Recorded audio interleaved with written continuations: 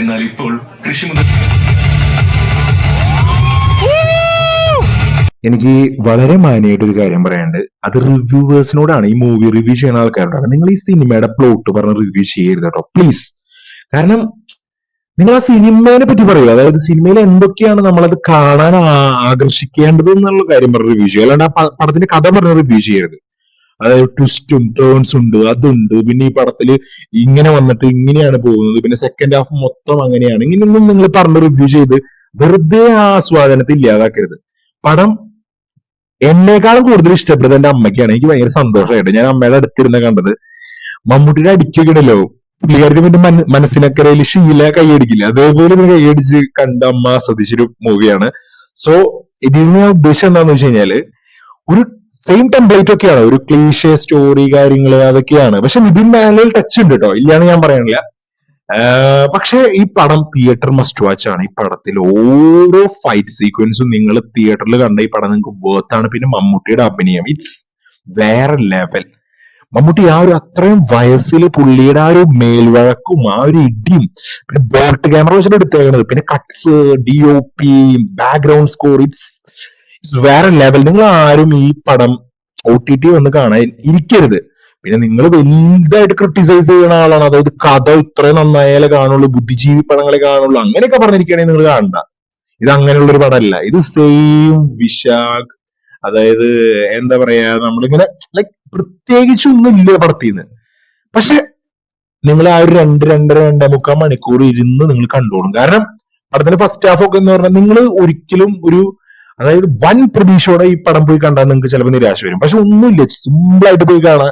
ചെറിയ ചെറിയ തമാശകളുണ്ട്, വലിയ വലിയ തമാശകളുണ്ട്. അവരുടെ ബിന്ദു പണിക്കരുടെ ഒക്കെ, ബിന്ദു പണിക്കർ ഈസ് ലൈക്ക് വേറെ ലെവൽ. നിങ്ങളെ അപ്രീഷിയേറ്റ് ചെയ്ത് പറ്റും. പുള്ളിക്കാരത്തി ഈസ്, അയ്യോ ആ അമ്മി മോനും. നമ്മൾ ഈ പടങ്ങൾ കുറെ റെഫറൻസുകൾ നമുക്ക് ഈ പടം കാണുമ്പോൾ തോന്നും. എനിക്കൊരു വിജയ് പടമൊക്കെ കണ്ട പോലെ തോന്നി, ക്ലൈമാക്സ് ഒക്കെ അവതരിപ്പിക്കും.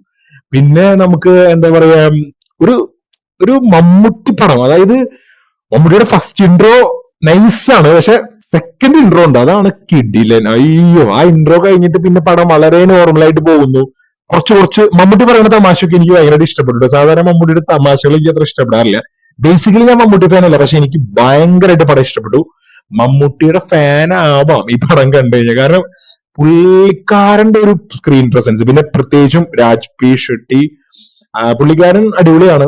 പക്ഷെ നമ്മള് ആ ഒരു ലെവലില് വില്ലൻ എന്ന ലെവലിൽ ഈ പടത്തിലെ ഒരു സംഭവം വെച്ചൊക്കെ അടിപൊളിയാണ്. പക്ഷെ പുള്ളിയുടെ മറ്റുള്ള വർക്കൊക്കെ കാണുമ്പോൾ അത്രയൊന്നും വന്നിട്ടില്ല. എന്തൊക്കെ പറഞ്ഞാലും നിങ്ങൾ ഇത് തിയേറ്ററിൽ പോയി കണ്ടാൽ നിങ്ങളുടെ പൈസ പോവില്ല. കാരണം നല്ലൊരു തിയേറ്ററിൽ തന്നെ പോയി കാണണം, അതിനുള്ള പടം ഉണ്ട്. സോ നിങ്ങൾ പടം കണ്ടവരാണെങ്കിൽ നിങ്ങളുടെ അഭിപ്രായം കമന്റ് ചെയ്യുക. അതേപോലെ നിങ്ങൾ ഈ പടം നിങ്ങളുടെ ഫാമിലി ആയിട്ട് പോയി കാണാൻ നോക്കുക. അതായത് ഇടിയൊക്കെ ഇഷ്ടപ്പെടുന്ന അമ്മമാരോ അപ്പന്മാരൊക്കെ ഉണ്ടെങ്കിൽ പോയി അവരുടെ ഒപ്പം ഇരുന്ന് കണ്ടുനോക്കുക, ഭയങ്കര രസമായിരിക്കും. പിന്നെ നല്ല തിയേറ്ററിൽ തന്നെ പോവാ. സൗണ്ട് ഡിസൈനിങ്, ബാക്ക്ഗ്രൗണ്ട്, മറ്റേ എന്താ പറയാ, നമ്മുടെ കാർ ചേസ് ഒക്കെ ഉണ്ട്, അയ്യോ കിഡിലൻ. പിന്നെ ബസ്സിലടി, മറ്റേ അടിയുടെ പള്ളിപ്പെരുന്നാളാണ് പടം മൊത്തം. പിന്നെ ബിന്ദു പണിക്കരുടെ ഒരു തഗ് ഉണ്ട്, തഗ്, അതായത് അതൊക്കെ രസമായിട്ട് ചെയ്യുന്നുണ്ട്. പിന്നെ എല്ലാവരും നന്നായിട്ട് അഭിനയിച്ചിട്ടുണ്ട്, നല്ല രസമുണ്ട്. പിന്നെ ക്ലീഷേ എന്ന് ഇവര് തന്നെ പടത്തിൽ പറയണ്ട. അപ്പൊ സോ ക്ലീഷേ ആണ്, പക്ഷെ നിങ്ങൾക്ക് ഇഷ്ടപ്പെടും. എനിക്ക് ഇഷ്ടപ്പെട്ടു. പിന്നെ ഞാൻ പറയുകയാണെങ്കിൽ നിങ്ങൾ ഒരു സിനിമേനെ ക്രിട്ടിസൈസ് ചെയ്യാതിരിക്കരുത്.